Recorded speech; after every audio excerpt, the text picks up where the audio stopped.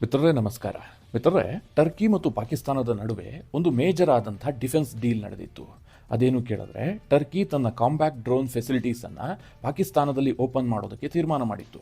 ಅಂದರೆ ಪಾಕಿಸ್ತಾನ ಮತ್ತು ಟರ್ಕಿ ಸೇರಿಕೊಂಡು ಕಾಂಬ್ಯಾಕ್ಟ್ ಡ್ರೋನನ್ನು ರೆಡಿ ಮಾಡುವಂಥ ಒಂದು ಒಪ್ಪಂದ ಇದಾಗಿತ್ತು. ಈ ಸಂದರ್ಭದಲ್ಲಿ ಕೆಲವರು ಪ್ರಶ್ನೆ ಮಾಡ್ತಾ ಇದ್ರು, ಟರ್ಕಿಯ ಫುಟ್ ಪ್ರಿಂಟ್ ಪಾಕಿಸ್ತಾನ ಮತ್ತು ಬಾಂಗ್ಲಾದೇಶ ಎರಡೂ ಕಡೆಯಲ್ಲೂ ಕೂಡ ಜಾಸ್ತಿ ಆಗ್ತಾ ಇದೆ. ಹಾಗಾದರೆ ಕೇಂದ್ರ ಸರ್ಕಾರ ಏನು ಮಾಡ್ತಾ ಇದೆ?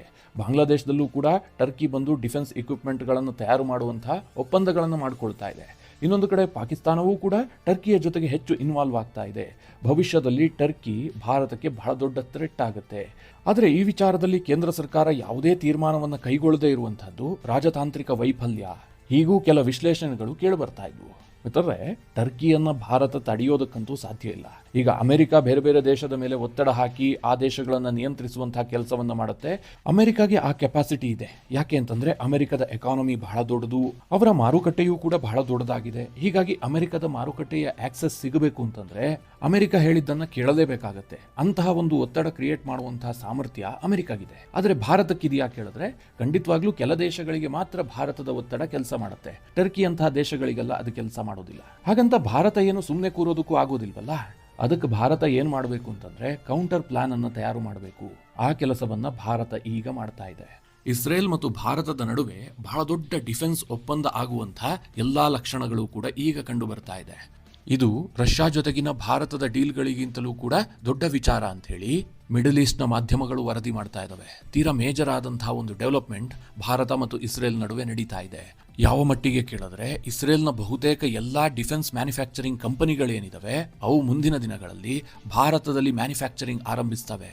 ಮಿತ್ರರೇ, ಕೇವಲ ಮ್ಯಾನುಫ್ಯಾಕ್ಚರಿಂಗ್ ಮಾಡೋದಲ್ಲ, ಭಾರತದ ಜೊತೆಗೆ ಸೇರಿಕೊಂಡು ಡಿಫೆನ್ಸ್ ಇಕ್ವಿಪ್ಮೆಂಟ್ಗಳನ್ನು ತಯಾರು ಮಾಡುವಂತಹ ಕೆಲಸವೂ ಕೂಡ ಆಗುತ್ತೆ. ಅಂತಹ ಒಂದು ಮೇಜರ್ ಆದಂಥ ನಿರ್ಧಾರಕ್ಕೆ ಎರಡೂ ದೇಶಗಳು ಬರ್ತಾ ಇದ್ದಾವೆ. ಇದಕ್ಕೆ ಕಾರಣ ಏನು? ಇದರಿಂದ ಏನು ಪರಿಣಾಮ ಆಗುತ್ತೆ? ಇಸ್ರೇಲ್ ಯಾಕೋಸ್ಕರವಾಗಿ ಭಾರತದ ಕಡೆಗೆ ಮುಖ ಮಾಡ್ತಾ ಇದೆ? ಇದೆಲ್ಲವುದನ್ನು ಈ ವಿಡಿಯೋದಲ್ಲಿ ನಿಮಗೆ ಡೀಟೇಲ್ ಆಗಿ ತಿಳಿಸ್ಕೊಡುವಂತಹ ಪ್ರಯತ್ನ ಮಾಡ್ತೀನಿ. ನೀವು ಈ ವಿಡಿಯೋನ ಕೊನೆವರೆಗೂ ಮಿಸ್ ಮಾಡದೆ ನೋಡಿ. ಮಿತ್ರರೇ, ಕೇಂದ್ರ ಸರ್ಕಾರದಲ್ಲಿ ನರೇಂದ್ರ ಮೋದಿ ಅವರು ಅಧಿಕಾರಕ್ಕೆ ಬರ್ತಿದ್ದ ಹಾಗೆ ಅಂದರೆ 2014 ಬಳಿಕ ಇಸ್ರೇಲ್ ಕಡೆಗೆ ಮುಖ ಮಾಡಿದ್ರು. ಇಸ್ರೇಲ್ ಜೊತೆಗೆ ದೊಡ್ಡ ದೊಡ್ಡ ಡಿಫೆನ್ಸ್ ಡೀಲ್ಗಳನ್ನು ಮಾಡಿಕೊಳ್ಳೋದಕ್ಕೆ ಶುರು ಮಾಡಿದ್ರು.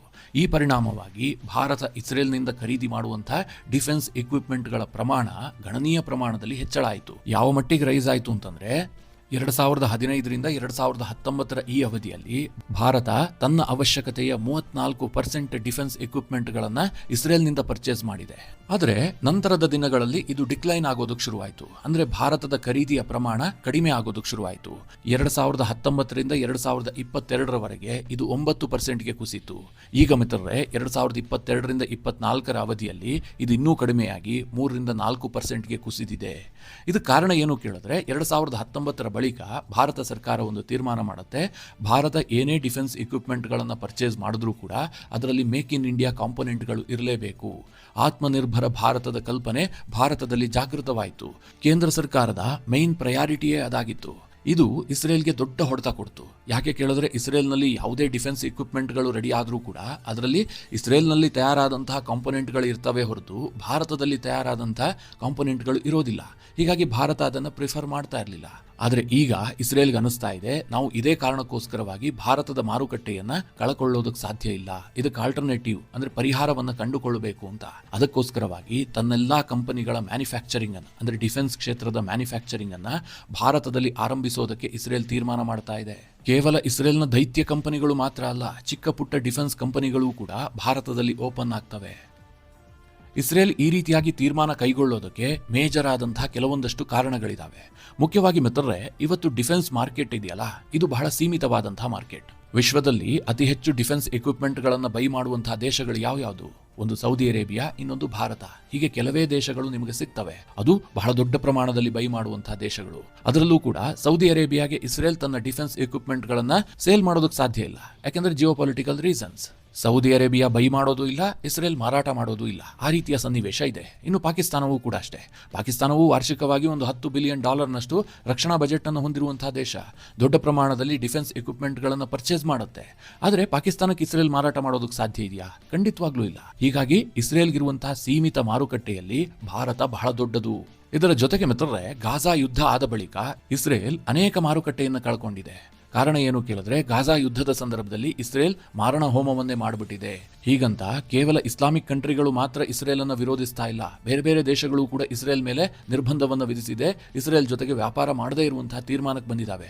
ಉದಾಹರಣೆಗೆ ಹೇಳಬೇಕು ಅಂತಂದ್ರೆ ಐರ್ಲ್ಯಾಂಡ್, ಸ್ಪೇನ್, ಸೌತ್ ಆಫ್ರಿಕಾ ಹೀಗೆ ಅನೇಕ ದೇಶಗಳು ಇಸ್ರೇಲ್ ವಿರುದ್ಧ ಕ್ರಮ ಕೈಗೊಂಡಿದೆ.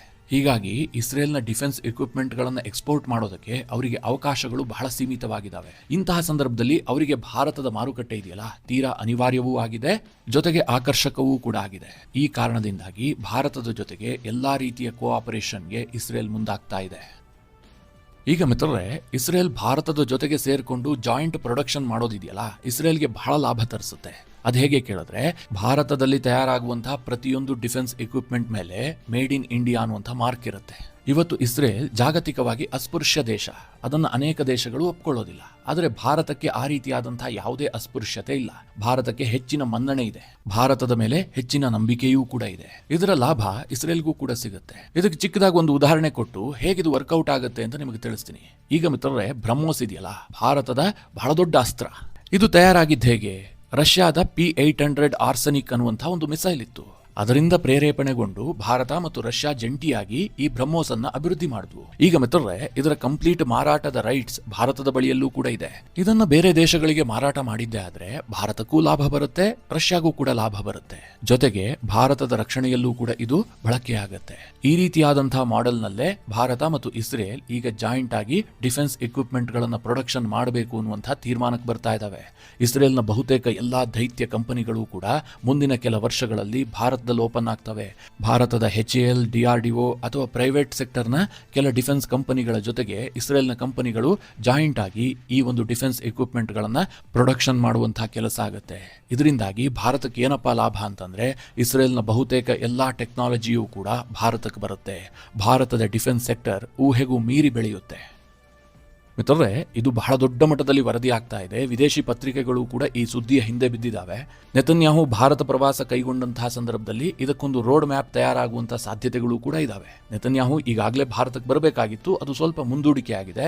ಆದರೆ 2025 ಆರಂಭದಲ್ಲೇ ನೆತನ್ಯಾಹು ಭಾರತ ಪ್ರವಾಸ ಕೈಗೊಳ್ಳುವಂತಹ ಎಲ್ಲಾ ಸಾಧ್ಯತೆಗಳಿದ್ದಾವೆ. ಒಂದು ಕಡೆ ಟ್ರೇಡ್ ಡೀಲ್ ಆಗಬಹುದು, 2 ಹಂತದಲ್ಲಿ ಇಸ್ರೇಲ್ ಮತ್ತು ಭಾರತದ ನಡುವೆ ಒಂದು ಫ್ರೀ ಟ್ರೇಡ್ ಡೀಲ್ ಆಗುತ್ತೆ ಎನ್ನುವಂತಹ ಮಾಹಿತಿಗಳಿದ್ದಾವೆ. ಅದರ ಜೊತೆಗೆ ಈ ಡಿಫೆನ್ಸ್ ಡೀಲ್ ಕೂಡ ಫೈನಲ್ ಆಗುವಂತಹ ಸಾಧ್ಯತೆಗಳು ನಿಚ್ಚಳವಾಗಿದ್ದಾವೆ. ಮಿತ್ರರೇ, ಇಸ್ರೇಲ್ ಬಗ್ಗೆ ನಿಮಗೆಲ್ಲ ಗೊತ್ತು. ಅವ್ರು ಏನೇ ಮಾಡಿದ್ರೂ ಕೂಡ ಬಹಳಷ್ಟು ಯೋಚನೆ ಮಾಡಿ ಮಾಡ್ತಾರೆ, ಅಷ್ಟು ಸುಲಭಕ್ಕೆಲ್ಲ ತೀರ್ಮಾನ ಕೈಗೊಳ್ಳೋದಿಲ್ಲ. ಅಂತಹದ್ರಲ್ಲಿ ಭಾರತದ ಬಗ್ಗೆ ಇಸ್ರೇಲ್ ಇಷ್ಟೆಲ್ಲ ನಂಬಿಕೆ ಇಡೋದಕ್ಕೆ ಏನು ಕಾರಣ? ಈ ಪ್ರಶ್ನೆ ನಿಮಗೆ ಬಂದಿದ್ದೆ ಆದ್ರೆ ಇದಕ್ಕೊಂದಷ್ಟು ಮೇಜರ್ ಆದಂತಹ ಕಾರಣಗಳಿದಾವೆ. ಮುಖ್ಯವಾಗಿ ಮಿತ್ರರೇ, ಗಾಜಾ ಯುದ್ಧದ ಸಂದರ್ಭದಲ್ಲಿ ಭಾರತ ಮತ್ತು ಇಸ್ರೇಲ್ನ ಸಂಬಂಧ ಇದೆಯಲ್ಲ, ಒಂದು ರೀತಿಯಲ್ಲಿ ಅಗ್ನಿ ಪರೀಕ್ಷೆಯನ್ನು ಎದುರಿಸಿ ಪಾಸ್ ಆಗಿದೆ. ಗಾಜಾ ಯುದ್ಧದ ಸಂದರ್ಭದಲ್ಲಿ ಅನೇಕ ದೇಶಗಳು ತನ್ನ ನರಿಬುದ್ಧಿಯನ್ನು ಪ್ರದರ್ಶನ ಮಾಡಿದವೆ, ಆದರೆ ಭಾರತ ಹಾಗೆ ಮಾಡಿಲ್ಲ. ಭಾರತ ಯಾವತ್ತೂ ಕೂಡ ಗಾಜಾ ಯುದ್ಧದ ಸಂದರ್ಭದಲ್ಲಿ ಇಸ್ರೇಲ್ ಮೇಲೆ ಒತ್ತಡ ಹೇರಿಲ್ಲ. ನೀವು ಮಾಡ್ತಾ ಇರುವಂತಹದ್ದು ಸರಿಯಲ್ಲ ಅಂತ ಇಸ್ರೇಲ್ ಮೇಲೆ ನಿರ್ಬಂಧ ಹೇರೋದಕ್ಕೂ ಕೂಡ ಹೋಗಿಲ್ಲ. ಭಾರತ ಬಹಳ ಸಮಯೋಚಿತವಾಗಿ ವರ್ತಿಸಿದೆ. ಅದೇ ಮಿತ್ರರೇ, ಇಸ್ರೇಲ್ ಮಿತ್ರ ದೇಶಗಳು ಅಂತ ಅಂದುಕೊಂಡಿತ್ತಲ್ಲ ಈ ಹಿಂದೆ, ಅವರೆಲ್ಲರೂ ಕೂಡ ಕೈ ಕೊಟ್ಟಿದ್ದಾರೆ. ಉದಾಹರಣೆಗೆ ಫ್ರಾನ್ಸ್, ಇಸ್ರೇಲ್ ಮತ್ತು ಗಾಜಾದ ನಡುವೆ ಯುದ್ಧ ಆಗ್ತಿರುವಂತಹ ಸಂದರ್ಭದಲ್ಲಿ ಫ್ರಾನ್ಸ್ ಎಂತಹ ತೀರ್ಮಾನ ಕೈಗೊಳ್ತು? ಇಸ್ರೇಲ್ನ ಮೇಲೆ ಆರ್ಮ್ ಎಂಬಾರ್ಗೋವನ್ನು ಹೇರಿತು. ಇಸ್ರೇಲ್ಗೆ ಯಾವುದೇ ರೀತಿಯಲ್ಲೂ ಕೂಡ ಡಿಫೆನ್ಸ್ ಎಕ್ವಿಪ್ಮೆಂಟ್ಗಳನ್ನು ಮಾರಾಟ ಮಾಡೋದಿಲ್ಲ, ಇಸ್ರೇಲ್ಗೆ ಕೊಡೋದಿಲ್ಲ ಅನ್ನುವಂತಹ ತೀರ್ಮಾನವನ್ನು ಫ್ರಾನ್ಸ್ ಕೈಗೊಳ್ತು. ಫ್ರಾನ್ಸ್ನಲ್ಲಿ ನಡೆದಂತಹ ಡಿಫೆನ್ಸ್ ಎಕ್ಸ್ಪೋಗೆ ಇಸ್ರೇಲ್ಗೆ ಅವಕಾಶವನ್ನೇ ಕೊಟ್ಟಿಲ್ಲ. ಅಂತಹ ತೀರ್ಮಾನಗಳನ್ನು ಫ್ರಾನ್ಸ್ ಕೈಗೊಳ್ತು. ಆದರೆ ಭಾರತ ಯಾವತ್ತೂ ಕೂಡ ಹಾಗೆ ಮಾಡಿಲ್ಲ. ಹೀಗಾಗಿ ಇಸ್ರೇಲ್ಗೆ ಭಾರತದ ಬಗ್ಗೆ ನಂಬಿಕೆ ಜಾಸ್ತಿ ಆಗಿದೆ. ಭಾರತದ ಜೊತೆಗಿನ ಸಂಬಂಧ ಸುಸ್ಥಿರವಾಗಿರುತ್ತೆ. ಕಠಿಣ ಪರಿಸ್ಥಿತಿಯಲ್ಲಿ ಭಾರತ ಕೈ ಬಿಡೋದಿಲ್ಲ ಅನ್ನುವಂಥದ್ದು ಇಸ್ರೇಲ್ಗೆ ಮನವರಿಕೆ ಆಗಿದೆ. ಉಕ್ರೇನ್ ಯುದ್ಧದ ಬಳಿಕ ರಷ್ಯಾಗೆ ಹೇಗೆ ಭಾರತದ ಬಗ್ಗೆ ನಂಬಿಕೆ ಜಾಸ್ತಿ ಆಗಿದೆಯೋ ಅದೇ ರೀತಿಯಾಗಿ ಇಸ್ರೇಲ್ಗೂ ಕೂಡ ಗಾಜಾ ಯುದ್ಧದ ಬಳಿಕ ಭಾರತದ ಬಗ್ಗೆ ನಂಬಿಕೆ ಜಾಸ್ತಿ ಆಗಿದೆ. ಇವರು ಸುಮ್ಮನೆ ಬೇಕಾಬಿಟ್ಟಿಯಾಗಿ ತೀರ್ಮಾನ ಕೈಗೊಳ್ಳೋದಿಲ್ಲ, ನಂಬಿಕಸ್ಥ ಪಾರ್ಟ್ನರ್ ಅನ್ನುವ ರೀತಿಯಲ್ಲಿ ಇಸ್ರೇಲ್ಗೆ ಅನಿಸ್ತಾ ಇದೆ. ಇದರ ಜೊತೆಗೆ ಮಿತ್ರರೇ, ಅಮೆರಿಕ ಮತ್ತು ಭಾರತದ ಸಂಬಂಧ ಹಾಳಾದರೂ ಕೂಡ ಇಸ್ರೇಲ್ ವಿಚಾರದಲ್ಲಿ ಭಾರತ ವ್ಯತಿರಿಕ್ತವಾದ ತೀರ್ಮಾನ ಕೈಗೊಳ್ಳೋದಿಲ್ಲ ಅನ್ನುವಂಥದ್ದು ಕೂಡ ಇಸ್ರೇಲ್ಗೆ ಮನವರಿಕೆ ಆಗಿದೆ. ಭಾರತ ಮತ್ತು ಅಮೆರಿಕದ ನಡುವೆ ಒಂದು ರೀತಿಯಲ್ಲಿ ಶೀತಲ ಸಮರ ನಡೀತಾ ಇದೆ. ಈ ಸಂದರ್ಭದಲ್ಲಿ ಇಸ್ರೇಲ್ ವಿರುದ್ಧವಾಗಿ ಭಾರತ ನಿರ್ಣಯಗಳನ್ನು ಕೈಗೊಂಡು ಅಮೆರಿಕದ ಮೇಲೆ ಒತ್ತಡ ಹಾಕುವಂತಹ ಕೆಲಸಕ್ಕೆ ಮುಂದಾಗಿಲ್ಲ. ಹೀಗಾಗಿ ಇಸ್ರೇಲ್ಗೆ ಭಾರತದ ಬಗ್ಗೆ ನಂಬಿಕೆ ಜಾಸ್ತಿ ಆಗಿದೆ. ಮಿತ್ರರೇ, ಭಾರತದ ಬಗ್ಗೆ ಇಸ್ರೇಲ್ಗೆ ಇಷ್ಟೆಲ್ಲ ನಂಬಿಕೆ ಇದ್ರೂ ಕೂಡ ಒಂದು ಸಣ್ಣ ಅಳುಕಿದೆ.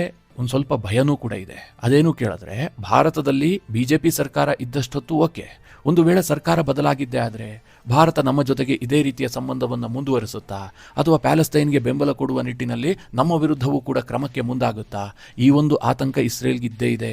ಯಾಕೆ ಕೇಳಿದ್ರೆ ಭಾರತದ ಬಹುತೇಕ ಎಲ್ಲ ವಿಪಕ್ಷಗಳೂ ಕೂಡ ಪ್ಯಾಲೆಸ್ತೈನ್ ಪರವಾದಂಥ ನಿಲುವನ್ನು ಹೊಂದಿರುವಂತಹ ಪಕ್ಷಗಳು. ನೀವೇ ನೋಡಿದಿರಿ, ಸೋನಿಯಾ ಗಾಂಧಿ ಎಂತೆಂತಹ ಆರ್ಟಿಕಲ್ಗಳನ್ನು ಪಬ್ಲಿಷ್ ಮಾಡಿದ್ರು, ಬೇರೆ ಬೇರೆ ವಿಪಕ್ಷಗಳು ಇಸ್ರೇಲನ್ನು ಯಾವ ರೀತಿಯಾಗಿ ಖಂಡಿಸಿದ್ವು. ಇದರ ಬಗ್ಗೆ ಇಸ್ರೇಲ್ಗೂ ಕೂಡ ಒಂದು ಸಣ್ಣ ಭಯ ಇದೆ.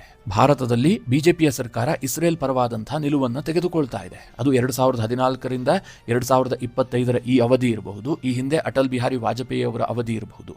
ಬಿಜೆಪಿ ಸ್ವಲ್ಪ ಇಸ್ರೇಲ್ ಪರವಾಗಿ ನಿರ್ಧಾರವನ್ನು ಕೈಗೊಳ್ಳುತ್ತೆ. ಆದರೆ ಕಾಂಗ್ರೆಸ್ನ ನಿಲುವುಗಳು ಹಾಗಿಲ್ಲ. ಭಾರತದಲ್ಲಿರುವಂತಹ ಮೈನಾರಿಟಿಯನ್ನು ಖುಷಿಪಡಿಸುವ ಸಲುವಾಗಿ, ಅಂದರೆ ಮುಸ್ಲಿಂ ಓಟ್ಗೋಸ್ಕರವಾಗಿ ಪ್ಯಾಲೆಸ್ತೈನ್ ಅನ್ನು ವಿಪರೀತವಾಗಿ ಬೆಂಬಲಿಸುತ್ತಲೇ ಬಂದಿದ್ದಾರೆ. ಹೀಗಾಗಿ ಭಾರತದಲ್ಲಿ ಬಹಳ ದೊಡ್ಡ ಹೂಡಿಕೆಯನ್ನು ಮಾಡಿ ಜಾಯಿಂಟ್ ಡಿಫೆನ್ಸ್ ಎಕ್ವಿಪ್ಮೆಂಟ್ಗಳನ್ನು ಪ್ರೊಡಕ್ಷನ್ ಮಾಡೋದಕ್ಕೆ ಶುರುವಾದಂತಹ ಸಂದರ್ಭದಲ್ಲಿ ಸರ್ಕಾರಗಳು ಬದಲಾದರೆ ಎನ್ನುವಂತಹ ಆತಂಕ ನಿಜಕ್ಕೂ ಕೂಡ ಇಸ್ರೇಲ್ಗೆ ಕಾಡ್ತಾ ಇದೆ. ಆದರೂ ಸಹ ಪ್ರೆಸೆಂಟ್ ಸರ್ಕಾರದ ಮೇಲೆ ವಿಪರೀತವಾದಂತಹ ನಂಬಿಕೆ ಇಟ್ಟು ಇಂತಹ ಒಪ್ಪಂದಗಳಿಗೆ ಮುಂದಾಗ್ತಾ ಇದ್ದಾರೆ. ಮಿತ್ರರೇ, ಜನವರಿ ಮತ್ತು ಫೆಬ್ರವರಿ ತಿಂಗಳಿನಲ್ಲಿ ಇಸ್ರೇಲ್ನ ಪ್ರಧಾನಿ ನೆತನ್ಯಾಹು ಭಾರತಕ್ಕೆ ಬರಬಹುದು. ಆ ಸಂದರ್ಭದಲ್ಲಿ ಈ ಬಗ್ಗೆ ಅಂತಿಮವಾದಂತಹ ನಿರ್ಧಾರಗಳು ಪ್ರಕಟಗೊಳ್ಳುತ್ತವೆ. ಭಾರತದ ಪಾಲಿಗಂತೂ ಇದು ಬಹಳ ದೊಡ್ಡ ಬೆಳವಣಿಗೆ. ಭಾರತದ ಡಿಫೆನ್ಸ್ ಸೆಕ್ಟರ್ ಟೋಟಲಿ ಬದಲಾಗುತ್ತೆ. ಇಸ್ರೇಲ್ನ ಬಳಿಯಲ್ಲಿ ಬಹಳಷ್ಟು ಟೆಕ್ನಾಲಜಿ ಇದೆ, ಭಾರತದ ಬಳಿಯಲ್ಲಿ ಸಂಪನ್ಮೂಲ ಇದೆ, ಜೊತೆಗೆ ಭಾರತಕ್ಕೆ ಹಣದ ಕೊರತೆಯೂ ಕೂಡ ಇಲ್ಲ. ಹೀಗಾಗಿ ಭಾರತ ಮತ್ತು ಇಸ್ರೇಲ್ ಈ ರೀತಿಯ ಜಾಯಿಂಟ್ ಪ್ರೊಡಕ್ಷನ್ಗೆ ಮುಂದಾಗಿದ್ದೇ ಆದರೆ ಹೊಸದೊಂದು ಇತಿಹಾಸವೇ ಕ್ರಿಯೇಟ್ ಆಗುತ್ತೆ ಅಂತ ಅನೇಕ ಡಿಫೆನ್ಸ್ ಎಕ್ಸ್ಪರ್ಟ್ಗಳು ಅಭಿಪ್ರಾಯ ವ್ಯಕ್ತಪಡಿಸ್ತಾ ಇದ್ದಾರೆ. ಮಿತ್ರರೇ, ಈ ಬಗ್ಗೆ ಸಾಕಷ್ಟು ಡೆವಲಪ್ಮೆಂಟ್ಗಳಾಗ್ತವೆ. ಆ ಸಂದರ್ಭದಲ್ಲಿ ನಿಮಗೆ ಡೀಟೇಲ್ ಆಗಿ ತಿಳಿಸ್ಕೊಡುವಂತಹ ಪ್ರಯತ್ನ ಮಾಡ್ತೀನಿ. ಈ ಎಲ್ಲ ವಿಚಾರಗಳ ಕುರಿತಾಗಿ ನಿಮ್ಮ ಅನಿಸಿಕೆ ಅಭಿಪ್ರಾಯಗಳೇನು ಕಮೆಂಟ್ ಮಾಡುವ ಮೂಲಕ ನಮಗೆ ತಿಳಿಸಿ. ಹಾಗೆ ನಿಮಗೆ ಈ ವಿಡಿಯೋ ಇಷ್ಟವಾದರೆ ಲೈಕ್ ಮಾಡಿ. ಜೊತೆಗೆ ನೀವಿನ್ನೂ ನಿಮ್ಮ ನೆಚ್ಚಿನ ಸಂಸ್ಕಾರ ಸೌರಭ ಯೂಟ್ಯೂಬ್ ಚಾನಲ್ನ ಸಬ್ಸ್ಕ್ರೈಬ್ ಮಾಡಿಲ್ಲ ಅಂತಾದರೆ ಈ ಕೂಡಲೇ ಸಬ್ಸ್ಕ್ರೈಬ್ ಮಾಡಿ ಮುಂದಿನ ಎಲ್ಲ ಅಪ್ಡೇಟ್ಗಳ ನೋಟಿಫಿಕೇಷನ್ಗಾಗಿ